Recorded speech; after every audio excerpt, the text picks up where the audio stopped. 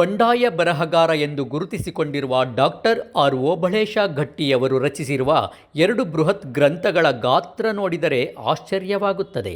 ಭಾರತದಲ್ಲಿ ಶಿಕ್ಷಣ ಎಂಬ ಕೃತಿಯ ಗಾತ್ರ 1740 ಪುಟಗಳು ಹಾಗೂ ಭಾಷೆ ಕನ್ನಡ ಸಾಹಿತ್ಯದ ಸಂಪದ ಮತ್ತು ಕನ್ನಡ ಭಾಷಾ ಬೋಧನೆ ಎಂಬ ಕೃತಿಯ ಗಾತ್ರ 1452 ಪುಟಗಳು. ಬಹುಶಃ ಕನ್ನಡ ನಾಡಿನಲ್ಲಿ ಯಾವೊಬ್ಬ ಬರಹಗಾರನೂ ಇಷ್ಟೊಂದು ಬೃಹತ್ ಗಾತ್ರದ ಗ್ರಂಥಗಳನ್ನು ಒಂದೇ ದಿನ ಬಿಡುಗಡೆ ಮಾಡಿದ ಉದಾಹರಣೆ ಇರಲಾರದು. ಹಾಸನ ಜಿಲ್ಲೆಯ ಮಟ್ಟಿಗಂತೂ ಇದೊಂದು ವಿನೂತನ ದಾಖಲೆ. ಕ್ರಿಕೆಟ್ ದಂತಕತೆ ಸಚಿನ್ ತೆಂಡೂಲ್ಕರ್ಗೆ ರನ್ ಮೆಷಿನ್ ಅಂತ ಬಿರುದು ನೀಡಿದ್ದಾರೆ.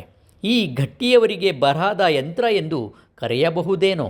ಅವರು ರಚಿಸಿರುವ ಕೃತಿಗಳ ಸಂಖ್ಯೆ 68. ಅವರ ಬಹುಪಾಲು ಕೃತಿಗಳು ಶಿಕ್ಷಣಕ್ಕೆ ಸಂಬಂಧಪಟ್ಟವು. ಅಲ್ಲದೆ 20 ಸಾಹಿತ್ಯ ಕೃತಿಗಳನ್ನು ರಚಿಸಿದ್ದಾರೆ. ಹಾಸನ ನಗರದ ಸಮೀಪ ಬಿಟ್ಟಗೋಡನಹಳ್ಳಿಯಲ್ಲಿ ಓಬಳೇಶ ಗಟ್ಟಿ ಹಾಗೂ ವಾಣಿ ಗಟ್ಟಿ ದಂಪತಿಗಳ ಮನೆಯಲ್ಲಿರುವ ಬೃಹತ್ ಗ್ರಂಥ ನೋಡಿದರೆ ಸಾಕು, ಇವರಿಗಿರುವ ಓದು ಬರಹದ ಆಸಕ್ತಿ, ಶ್ರದ್ಧೆ ಪರಿಚಯ ಆಗುತ್ತದೆ. ಪುಸ್ತಕ ಪ್ರಕಟಣೆಯಲ್ಲಿ ವಾಣಿ ಗಟ್ಟಿಯವರೇನೂ ಕಮ್ಮಿ ಇಲ್ಲ.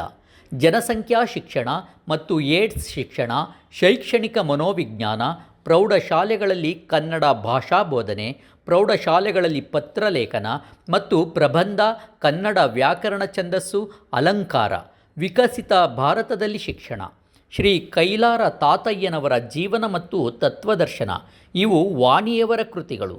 ಕಲಾಭವನದಲ್ಲಿ ಜನವರಿ 29ರಂದು ನಡೆದ ಓಬಳೇಶ ಗಟ್ಟಿಯವರ ಬೃಹತ್ ಕೃತಿಗಳ ಬಿಡುಗಡೆ ಸಮಾರಂಭದ ಹಿನ್ನೆಲೆಯಲ್ಲಿ ವಿಶ್ವಪಥ ಬಳಗವು ಅವರ ಮನೆಗೆ ತೆರಳಿ ಮಾತನಾಡಿಸಿತು. ಡಾಕ್ಟರ್ ಓಬಳೇಶ ಗಟ್ಟಿ ಶಿಕ್ಷಣಶಾಸ್ತ್ರ ವಿಷಯ ವಿಶ್ವಕೋಶ ಸಂಪುಟ 2. ಇದು ಭಾಷೆ, ಕನ್ನಡ ಸಾಹಿತ್ಯ ಸಂಪದ ಮತ್ತು ಕನ್ನಡ ಭಾಷಾ ಬೋಧನೆ ಒಳಗೊಂಡಂಥ ಈ ಪುಸ್ತಕ 1720 ಪುಟ ಸಂಪುಟ 1 ತಂದರೆ, ಈ 2ನೇ ಸಂಪುಟದಲ್ಲಿ 1450 ಪುಟ ಈ ಸಂಪುಟ ಪೇಜ್ ಇದಿದೆ. ಹೆಸರೆಲ್ಲ ಸಂಪುಟ. ಇನ್ನೊಂದು ವಿಷಯ ವಿಶ್ವಕೋಶ ಡಾಕ್ಟರ್ ಓಬಳೇಶ ಗಟ್ಟಿ ಶಿಕ್ಷಣಶಾಸ್ತ್ರ ವಿಷಯ ವಿಶ್ವಕೋಶ ಎಜುಕೇಷನ್ ಇನ್ ಇಂಡಿಯಾ ಅಂತ, ಭಾರತದಲ್ಲಿ ಶಿಕ್ಷಣ, ಇದು ಸಂಪುಟ 1. ಇದು ಸಂಪೂರ್ಣವಾಗಿ ವೇದ ಕಾಲದಿಂದ ಹಿಡಿದು ಪ್ರಸ್ತುತ ಶಿಕ್ಷಣದ ಪರಿಕಲ್ಪನೆಗಳ ಬಗ್ಗೆ ಇರುವಂಥ ಕೃತಿ. ಇದು 1731 ಪುಟ ಇರುವಂಥದ್ದು ಈ ಕೃತಿ. ಈ ಕೃತಿಯಲ್ಲಿ ಸಮಗ್ರವಾಗಿ ಶಿಕ್ಷಣದ ಪರಿಕಲ್ಪನೆಗಳೆಲ್ಲವೂ ಸಹ ಲಭ್ಯವಿದೆ. ಓದುವವರು ತುಂಬ ಉಪಯುಕ್ತವಾಗಿರುವಂಥ ಇದು. ನಮ್ಮ ಮದುವೆಯಾಗಿ 38 ವರ್ಷ ಆಯಿತು. ನಮ್ಮ ದಾಂಪತ್ಯ ಜೀವನದ ಈ ಸವಿ ನೆನಪಿನ ಬುತ್ತಿಯಲ್ಲಿ ಹಲವಾರು ಸಿಹಿ ಮತ್ತು ಕಹಿ ತುತ್ತುಗಳಿವೆ.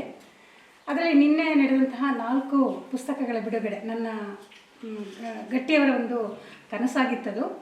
ಅದು ನಮ್ಮ ಸಿಹಿ ತುತ್ತಿನ ಸಾಲಿಗೆ ಸೇರುವಂಥದ್ದು, ಅವಿಸ್ಮರಣೀಯವಾಗಿರುವಂಥ ದಿನ. ಗಟ್ಟಿಯವರು ಯಾವ ಥರ ಮನೋಭಾವದವರು ಅಂದರೆ ಒಂದು ಮಾತಿದೆ, ನಾನೊಬ್ಬನಿದ್ದೇಯ ಮಾಡಿದ್ದೇನಾದರೆ ಅದು ನನ್ನೊಬ್ಬನ ಹಿತಕ್ಕೆ, ನಾನೊಬ್ಬ ಎಚ್ಚೆತ್ತು ದುಡಿಯುವುದಾದರೆ ಅದು ಬೇರೆಯವರ ಹಿತಕ್ಕೆ ಅನ್ನುವ ಆ ರೀತಿಯ ಒಂದು ತತ್ವದಲ್ಲಿ ಅವರು ಬದುಕಿದಂಥವರು ಅಂತ ನನಗೆ ಅನಿಸುತ್ತೆ.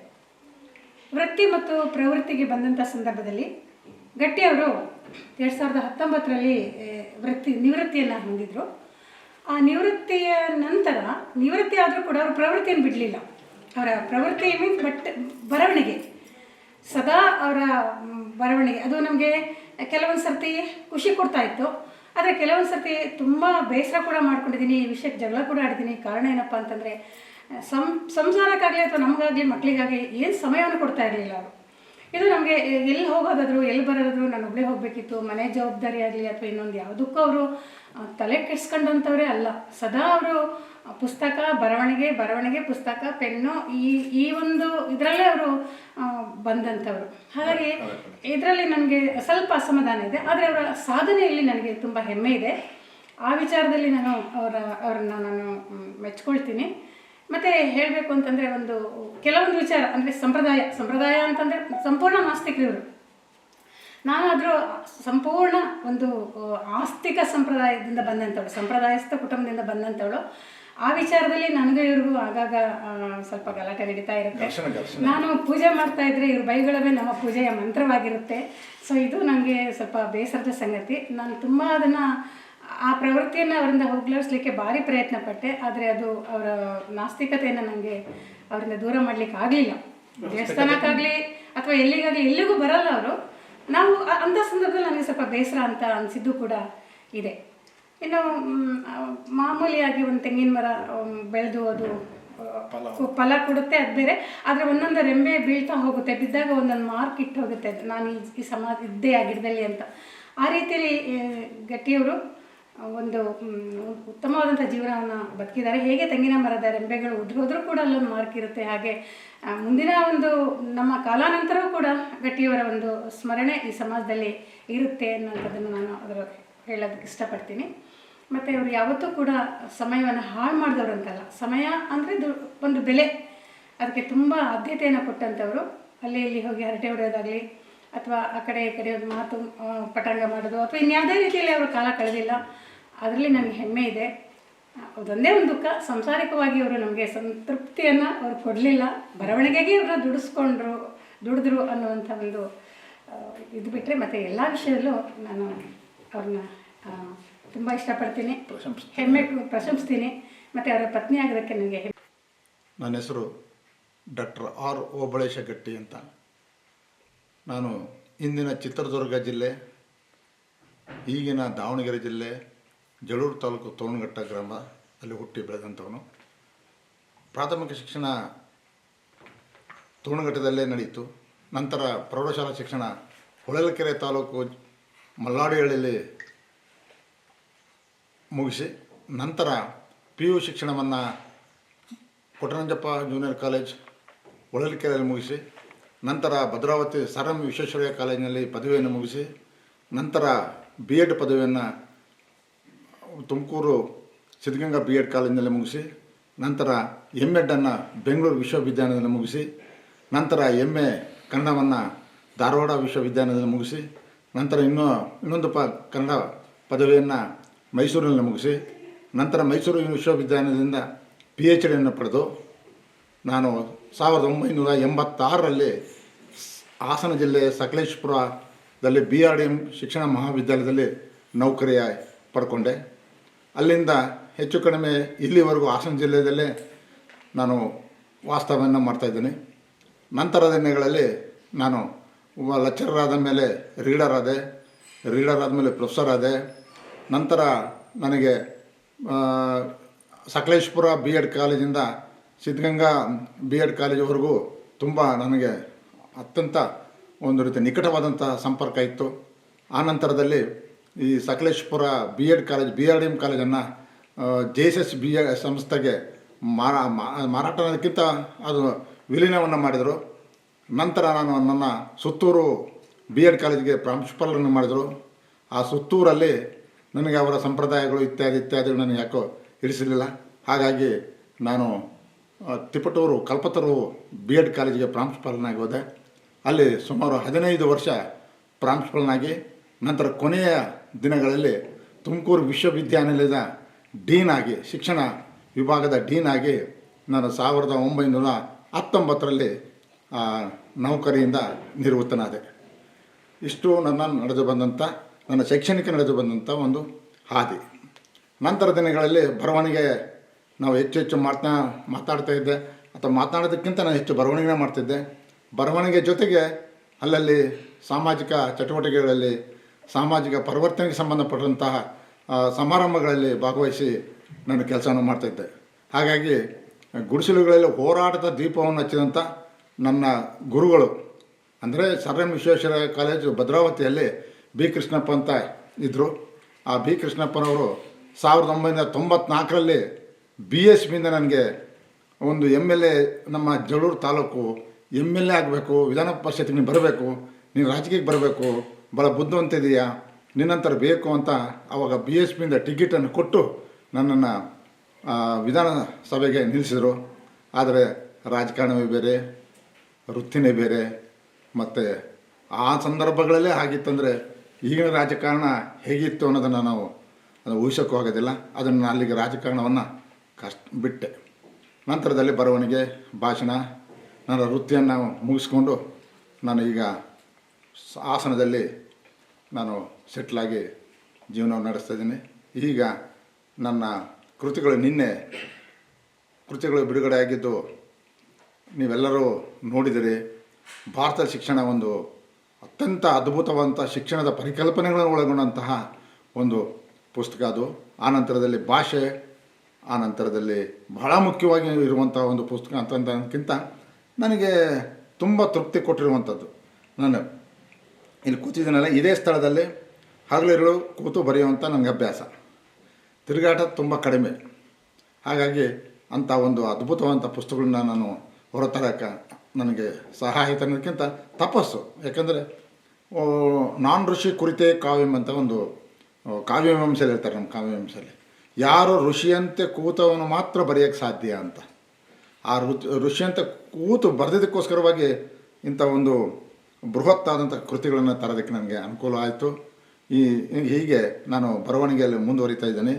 ಮತ್ತು ನನಗೆ ಗೊತ್ತಿದೆ, ಇಲ್ಲಿ ಭಾರತ ಜ್ಞಾನ ವಿಜ್ಞಾನ ಸಮಿತಿಯಲ್ಲಿ ವಿದ್ವಾನ ಕೆಲಸ ಮಾಡಿದ್ದೇನೆ.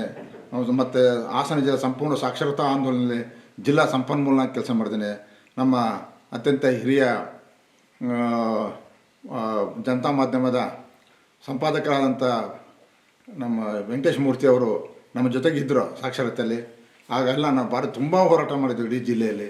ಈ ರೀತಿಯ ಸಾಮಾಜಿಕ ಚಳುವಳಿಗಳಲ್ಲಿ, ಸಾಮಾಜಿಕವಾದಂಥ ಬದಲಾವಣೆಗಳಲ್ಲಿ ಸಾಮಾನ್ಯ. ಯಾಕೆ ಇದನ್ನೆಲ್ಲ ನಾನು ರೂಢಿಸ್ಕೊಂಡ್ರೆ, ನನಗೆ ಮೊಟ್ಟ ಮೊದಲಾಗಿ ಬುದ್ಧ, ಬಸವ, ಅಂಬೇಡ್ಕರ್, ಲೋಹಿಯಾ, ಪೆರಿಯಾರ್, ನಾರಾಯಣಗುರು, ಸ್ವಾಮಿ ವಿವೇಕಾನಂದ ಈ ವಿಚಾರಗಳನ್ನು ತುಂಬ ಕರಗತ ಮಾಡ್ಕೊಂಡಿದ್ದೇನೆ.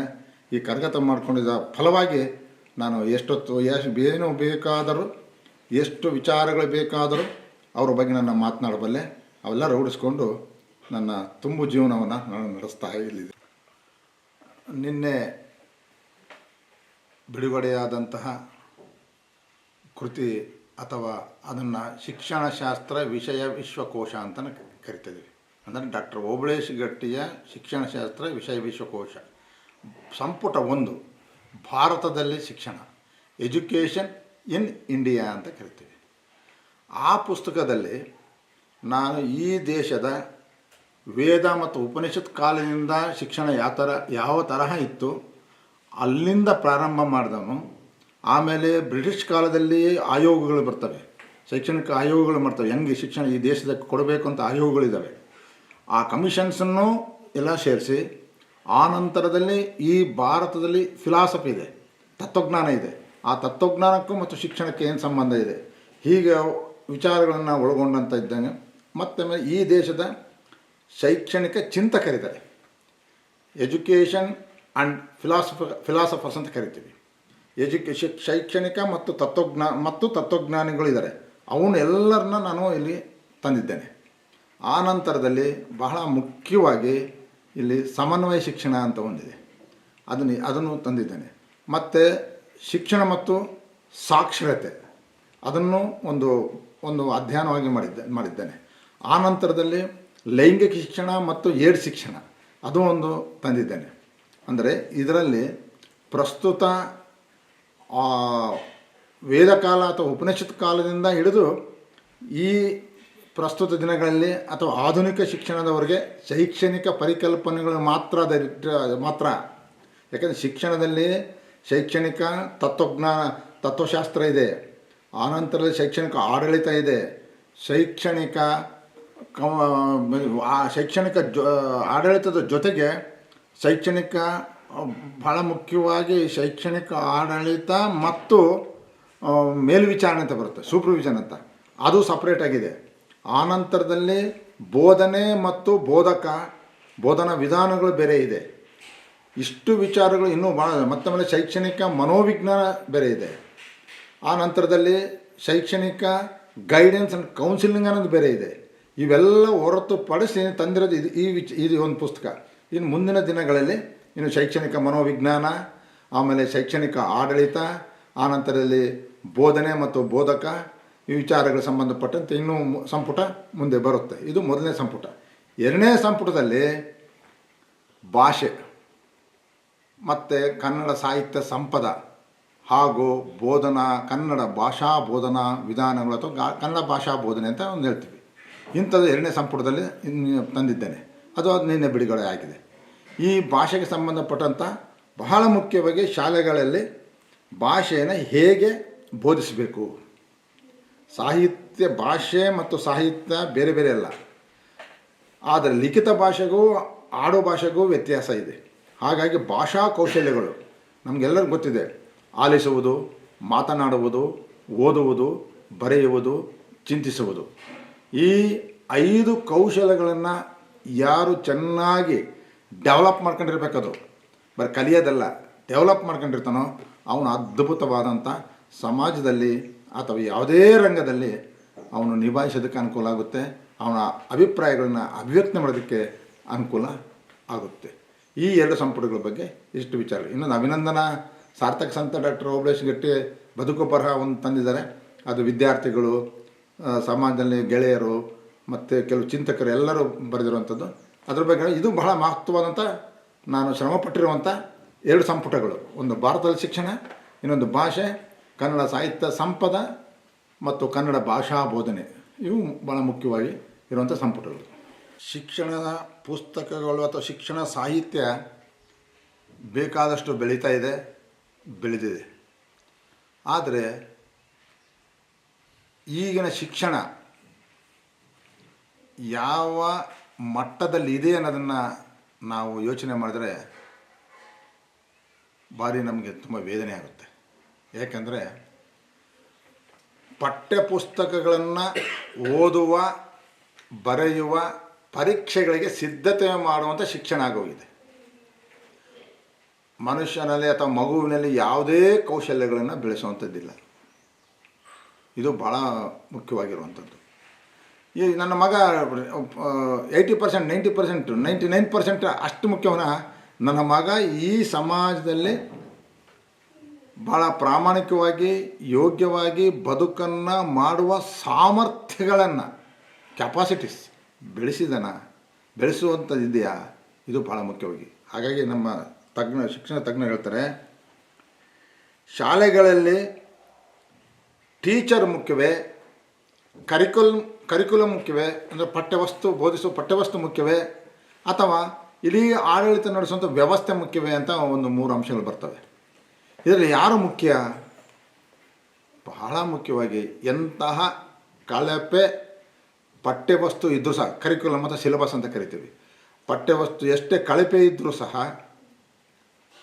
ಮತ್ತು ಆಡಳಿತ ಎಷ್ಟೇ ದುರ್ಬಲ ಆಡಳಿತವಿದ್ದರೂ ಸಹ, ಶಿಕ್ಷಕ ಒಬ್ಬ ಪ್ರಾಮಾಣಿಕ, ದಕ್ಷ, ಯೋಗ್ಯ ಆಗಿದ್ದರೆ ಅವನು ಎಂಥ ಕಳಪೆ ಇರುವಂತಹ ಪಠ್ಯಕ್ರಮವನ್ನು ಸಹ ಉತ್ಕೃಷ್ಟ ಮಾಡಿ ಮಕ್ಕಳಿಗೆ ಬೋಧಿಸಬಲ್ಲ.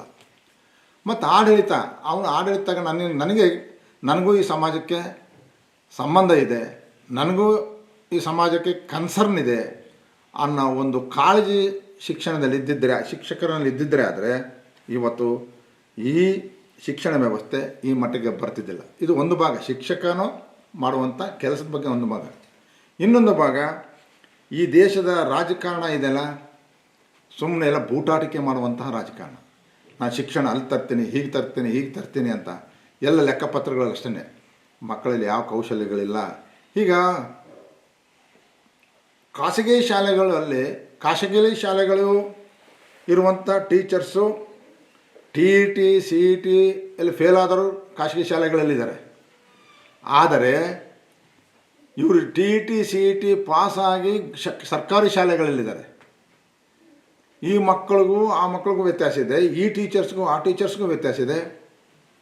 ಆದರೆ ಇಲ್ಲಿ ಬಹಳ ಮುಖ್ಯವಾಗಿ ಶೈಕ್ಷಣಿಕವಾದಂತಹ ಆಡಳಿತ ಮತ್ತು ಶೈಕ್ಷಣಿಕ ಮಂತ್ರಿಗಳು ಏನಂತೀವಿ, ಶೈಕ್ಷಣಿಕ ಇಲಾಖೆ ಇದೆಯಲ್ಲ, ಅದು ತುಂಬ ದುರ್ಬಲವಾಗಿದೆ. ಹಾಗೆ ಇನ್ನೂ ಭಾಳ ಕಠೋರವಾಗಿ ಹೇಳೋದಾದರೆ, ಈ ದೇಶದಲ್ಲಿ ರೆವಿನ್ಯೂ ಡಿಪಾರ್ಟ್ಮೆಂಟಲ್ಲಿ ಮತ್ತು ಆಮೇಲೆ ಕಂದಾಯ ಅಲ್ಲ ಇದು ಕಂದಾಯ ಇಲ್ಲ, ರೆವಿನ್ಯೂ ಡಿಪಾರ್ಟ್ಮೆಂಟ್ ಆದಮೇಲೆ ಬಹಳ ಮುಖ್ಯವಾಗಿ ಇನ್ನೊಂದು ಯಾವುದೋ ಬರುತ್ತಲ್ಲ ಇದು ಅಂಥದ್ದು ಎಕ್ಸೈಸ್ ಡಿಪಾರ್ಟ್ಮೆಂಟು, ಅಲ್ಲಿ ಮಾತ್ರ ಕರಪ್ಷನ್ ಇದೆ ಅಂತ ನಾವು ಹೇಳ್ತಿದ್ವಿ. ಆದರೆ ಇವತ್ತು ಶಿಕ್ಷಣದಲ್ಲಿ ಸಹ, ಶಿಕ್ಷಣ ಇಲಾಖೆಯಲ್ಲಿ ಸಹ ಸಿಕ್ಕಾಬಟ್ಟೆ ಕರಪ್ಷನ್ ಇದೆ. ಹಾಗಾಗಿ ಇದಕ್ಕೆ ಬೆಕ್ಕಿಗೆ ಗಂಟೆ ಕಟ್ಟೋರು ಯಾರು ಅನ್ನೋ ಪ್ರಶ್ನೆನೂ ಇದೆ. ಆದರೆ ಒಳ್ಳೆ ಸಂಬಳ ತಗೊಳ್ತಾರೆ, ಒಳ್ಳೆ ಸೌಲಭ್ಯಗಳು ತಗೊಳ್ತಾರೆ. ಸರ್ಕಾರದ ಶಾಲೆಗಳ ಟೀಚರ್ಗಳಾಗಲಿ, ಲೆಕ್ಚರ್ಸ್ ಆಗಲಿ, ನನ್ನ ದೃಷ್ಟಿಯಲ್ಲಿ ಪ್ರಾಥಮಿಕ ಶಿಕ್ಷಣದಿಂದ ಹಿಡಿದು ಉನ್ನತ ಶಿಕ್ಷಣದವರೆಗೂ ಸಹ ಶಿಕ್ಷಣದ ಸಂಪೂರ್ಣವಾಗಿ ಕೋಲ್ಗೆಟ್ಟೋಗಿದೆ. ಅದರ ಜೊತೆಗೆ ಕಳಪೆ ಶಿಕ್ಷಣ ಕೊಡ್ತಾಯಿದ್ದಾರೆ. ಪುಸ್ತಕ ಬದನೆಕಾಯಿಯನ್ನು ಬೋಧಿಸುವುದು ಅಥವಾ ನೋಟ್ಸ್ಗಳನ್ನು ಕೊಡುವಂಥದ್ದು, ಪರೀಕ್ಷೆಗಳನ್ನು ಪಾಸ್ ಮಾಡುವಂಥದ್ದು, ಆ ನಂತರದಲ್ಲಿ ಅವರು ಸರ್ಟಿಫಿಕೇಟ್ ಕೊಟ್ಟು ಕಳಿಸುವಂಥದ್ದು. ಇವತ್ತು ಮೌಲ್ಯಮಾಪನ ಯಾವ ಮಟ್ಟಕ್ಕಾಗಿದೆ ಅಂದರೆ, ಸರಿಯಾದ ಒಂದು ಅರ್ಜಿ ಬರೆಯೋಕ್ಕೆ ಬರೋದಿಲ್ಲ, ಅವನು 80% 90% ಇದ್ದಾನೆ. ಅಂದರೆ ಬೋಗಸ್ ಮಾರ್ಕ್ಸ್ ತುಂಬ್ತಾರೆ. ಒಂದು ಕಡೆ ಖಾಸಗಿ ಶಾಲೆಗಳಲ್ಲಿ ಆ ಥರ ಆದರೆ, ಸರ್ಕಾರಿ ಶಾಲೆಗಳಲ್ಲಿ ಬೋಗಸ್ ಮಾರ್ಕ್ಸನ್ನು ತುಂಬುವಂಥದ್ದು. ಎಂಥ BEd ಕೋರ್ಸ್ ಆಗಿರ್ಬೋದು, D.Ed ಕೋರ್ಸ್ ಆಗಿರ್ಬೋದು, ಡಿಗ್ರಿ ಆಗಿರ್ಬೋದು, ಎಷ್ಟೋ ಸುಮ್ಮನೆ ಆ ಬೋಗಸ್ ಮಾರ್ಕ್ಸ್ ತುಂಬಿಬಿಟ್ಟು ಅವರಿಗೆ 80-90% ಕೊಡುವಂಥ ವ್ಯವಸ್ಥೆ ಇದೆ. ಈ ರೀತಿಯಾಗಿ ಶಿಕ್ಷಣ ವ್ಯವಸ್ಥೆ ತುಂಬ ತುಂಬ ತುಂಬ ಅಧ್ವಾನವಾಗಿದೆ ಅಂತ ನಾನು ಸಂಪೂರ್ಣವಾಗಿ ಹೇಳಿ, ಎಲ್ಲಿ ಯಾರು ಬೇಕಾದರೂ ಎಲ್ಲಿ ಬೇಕಾದ್ರೂ ಪ್ರಾಕ್ಟಿಕಲಾಗಿ ನಾನು ತೋರಿಸ್ಬಲ್ಲೆ. ಅದನ್ನು ಅಷ್ಟು ಅಧ್ವಾನವಾಗಿರುವಂಥ, ಅಂದರೆ ದೋಷಪೂರಿತವಾಗಿ ಹೋಗಿದೆ ಅಂತ ಹೇಳ್ತಿರೋದು. Top to bottom BEO, DDPI, education ಮಿನಿಸ್ಟ್ರಿಂದ ಹಿಡಿದು ಯಾರಿಗೂ ಹೊಣೆಗಾರಿಕೆ ಇಲ್ಲ. ಅದು ಭಾಳ ಮುಖ್ಯವಾಗಿ ಹೊಣೆಗಾರಿಕೆ ಇರಬೇಕು, ಮತ್ತು ಕನ್ಸರ್ನ್ ಇರಬೇಕು, ಭಾಳ ಕಾಳಜಿ ಇರಬೇಕು. ನನ್ನ ಸಮಾಜ ನನ್ನ ಅಂತ. ಹಾಗಾಗಿ ಈ ಸಮಾಜ ಋಣವನ್ನು ತಿನ್ನೋ ಬದುಕ್ತಿರೋದು. ಸಮಾಜ ಋಣವನ್ನು ನಾವು ತೀರಿಸ್ಬೇಕಂದ್ರೆ ಈ ಸಮಾಜಕ್ಕೆ ಏನು ಬೇಕೋ ಅದನ್ನು ವಾಸ್ತವ ವಿಷಯಗಳನ್ನು ಕೊಡಬೇಕು. ಅವು ಕೊಟ್ಟಾಗ ಮಾತ್ರ ಈ ಶಿಕ್ಷಣದಲ್ಲಿ ವ್ಯವಸ್ಥಿತ ರೀತಿಯಲ್ಲಿ ಆಗುತ್ತೆ. ಮತ್ತು ನಾವು ಶಿಕ್ಷಣ ಅಂತೀವಿ. ಶಿಕ್ಷಣದ ಬಗ್ಗೆ ಹೋರಾಟ ಮಾಡಿದವರು ಯಾರು? ಹೆಣ್ಣಿಗೆ ಸತ್ತಿದ್ದು ಕೋಟಿ, ಮಣ್ಣಿಗೆ ಸತ್ತಿದ್ದು ಕೋಟಿ, ಹೊನ್ನಿಗೆ ಸತ್ತಿದ್ದು ಕೋಟಿ, ವಿದ್ಯೆಗೆ ಸತ್ತವರು ಯಾರು? ಎಷ್ಟು ಜನ ಇವತ್ತು ಸಹ ಲಕ್ಷಗಟ್ಟಲೆ ಸಂಬಳ ತಗೊಂತಿದ್ದಾರೆ. ಸಂಬಳ ಅಲ್ಲದು, ಪೆನ್ಷನ್ ತಗೊಂತಿರೋದು, ಸಂಬಳ ಸಹ ತಗೊಂತಾರೆ. ಆದರೆ ಈ ಶಿಕ್ಷಣ ಇಲ್ಲ, ಅಧ್ವಾನ ಆಗಿದೆ, ಈ ಮಕ್ಕಳಿಗೇನೆ ಸಿಗ್ತಿಲ್ಲ, ಈ ಮಕ್ಕಳಿಗೆ ಅನ್ಯಾಯವಾಗ್ತಿದೆ, ಹೋರಾಟ ಮಾಡೋಣ ಬನ್ನಿ ಅಂತ ಯಾರು ಕರೆದ್ರೂ ಬರೋದಿಲ್ಲ, ಯಾರು ಸೇರೋದು ಇಲ್ಲ, ಅವ್ರಿಗೆ ಅವಶ್ಯಕತೆ ಇಲ್ಲ. ಅಂದರೆ ಸಮಾಜ ಋಣವನ್ನು ತಿಂದು ನಾವು ಹಾಯವಾಗಿ ಸಂಸಾರ, ಆನಂತರದ ವೈಯಕ್ತಿಕ ವಿಚಾರಗಳಲ್ಲೇ ನಾವು ಹೋಗ್ತಾಯಿದ್ದೀವಿ. ಹಾಗಾಗಿ ಶಿಕ್ಷಣದ ಬಗ್ಗೆ ತುಂಬ ಕಠೋರವಾದಂಥ ಕಾನೂನುಗಳು ಬರಬೇಕು. ಮತ್ತು ಮಗುವಿಗೆ ಕೌಶಲಪೂರಿತವಾದಂಥ ಕೊಡಬೇಕು ಬದುಕಿಗೆ. ಮತ್ತು ಇವತ್ತು ಶಿಕ್ಷಣದಲ್ಲಿ ಏನು ಅವ್ರು ಕೊಡುವಂತಹ ಅವರು ಇಟ್ಟಿರುವಂಥ ಕರಿಕ್ಯುಲಮ್ಮು, ನಾವು ಬೋಧಿಸುವಂಥ ವಿಷಯಕ್ಕೂ ಅವನು ಆ ಡಿಗ್ರಿ ಅಥವಾ ಪದವಿಗಳನ್ನು ಮುಗಿಸಿ ಹೋದ ಮೇಲೆ ಅವನು ಬದುಕನ್ನು ಕಟ್ಟಿಕೊಳ್ಳುವಂಥ ಸಂದರ್ಭದಲ್ಲಿ ಈ ಡಿಗ್ರಿಗಳು ಏನು ಪಡ್ಕೊಂಡಿದ್ದಾನೋ ಅದೇನು ಉಪಯೋಗ ಇಲ್ಲ. ಏನೋ ಸಾಫ್ಟ್ವೇರು ಹಾರ್ಡ್ವೇರ್ಗಳಿದಾರಲ್ಲ, ಅವ್ರು ಏನೋ ಒಂದಷ್ಟು ಕಂಪ್ನಿಗಳಿಗೆ ಹೋಗಿ ಕೆಲಸ ಮಾಡೋದು ವಿನಃ ಅದನ್ನು ಬಿಟ್ಟರೆ ಸಮಾಜದಲ್ಲಿ ಹೇಗೆ ಬದುಕಬೇಕು, ಸಮಾಜ ವಿನ್ಯಾಸದಲ್ಲಿ, ಸಮಾಜ ಸ್ತರಗಳಲ್ಲಿ ಏನೇನು ಆಗ್ತಾಯಿದ್ದಾವೆ, ನಮ್ಮ ಬದುಕುವಂಥ ಹೋರಾಟದ ಬದುಕೊಂದು ಇವಾಗಿಲ್ಲ.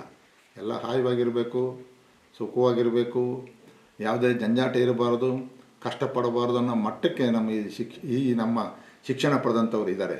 ಹೀಗಾಗಿ ಶಿಕ್ಷಣ ವ್ಯವಸ್ಥೆಯನ್ನು ಮಾಡಬೇಕಾದ್ರೆ ಮತ್ತೆ ನಮ್ಮ ಬಸವಣ್ಣನಂಥವರು, ಅಂಬೇಡ್ಕರ್ ಅಂಥವರು ಬರಬೇಕು. ನಾವೆಲ್ಲ ಶಿಕ್ಷಣ ಪಡೆದಂಥವ್ರು, ಪದವಿಗಳು ಪಡೆದಂಥವ್ರು, ಈ ಸಮಾಜದ ಋಣವನ್ನು ತೀರಿದಂಥವ್ರು ನಾವೆಲ್ಲ ಕಟ್ಟಿಕೊಂಡು ಮತ್ತು ಹೋರಾಟವನ್ನು ಮಾಡಿಕೊಂಡು ಒಳ್ಳೊಳ್ಳೆ ಮಾಹಿತಿಗಳನ್ನು ಕೊಡುವಂಥದ್ದು, ಸಲಹೆಗಳನ್ನು ಕೊಡುವಂಥದ್ದು ಸರ್ಕಾರಕ್ಕಾಗಲಿ ಇಲಾಖೆಗಾಗಲಿ ಮಾಡುವಂಥದ್ದಿದೆ. ಆದರೆ ಬೆಕ್ಕಿಗೆ ಗಂಟೆ ಕಟ್ಟೋರು ಯಾರು ಅನ್ನೋ ಪ್ರಶ್ನೆಯಲ್ಲಿ ನಾವೆಲ್ಲ ಹೀಗಿದ್ದೀವಿ. ವಿಶ್ವಪಥ ಟಿವಿಯಿಂದ ನಿಮ್ಮ ಪ್ರೀತಿಯ ಬಾಲರಾಜ್. ವಿಶ್ವಪಥ ಟಿವಿಯನ್ನು ಸಬ್ಸ್ಕ್ರೈಬ್ ಮಾಡಿ, ಶೇರ್ ಮಾಡಿ, ಲೈಕ್ ಮಾಡಿ.